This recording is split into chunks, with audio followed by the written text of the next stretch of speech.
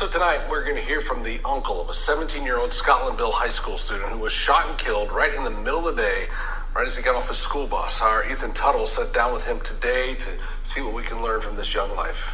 Ethan. That's right, Greg. Incidents like this are just becoming entirely too common. Another youth lost to pointless violence. Ralph Cornish, Anthony's uncle, tells me conflict resolution has spent too long riding in the back seat, and now it's time for it to come to the front.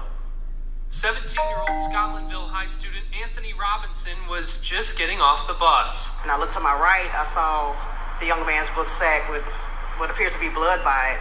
And I asked the neighbors back there what happened, and they said the young man got shot walking home from the bus. Anthony Robinson lost his life. A juvenile, age 16, is alleged to be the shooter. Anthony's family tells WAFB a police report was filed for a prior altercation between the two teens. The 16-year-old is now being held at the East Baton Rouge Juvenile Detention Center. It's still surreal now, for all of us. I don't think it's hitting us, but I don't think we fully process, just how devastating it really is. Ralph Cornish was Anthony's uncle. We're not raised properly to, with emotional intelligence to really understand that, hey, the action that you did hurt me, and to verbalize that it doesn't have to become physical, right?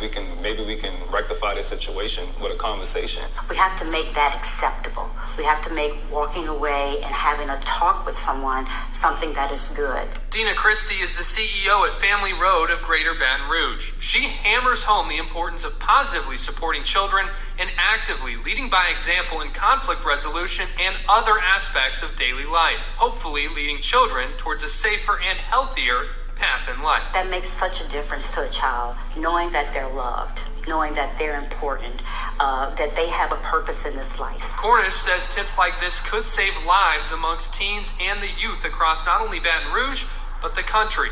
So much hinges on these vital relationships for children. The child should feel comfortable enough to come to you and say, hey, Mom, I'm feeling some type of way about, something that took place. What guidance can you give me? How can you help me to get past this situation? But if the parent and the child don't have that type of relationship, the child is never going to come and be, forthcoming with their parents anyway. So much hinges on these vital relationships for children.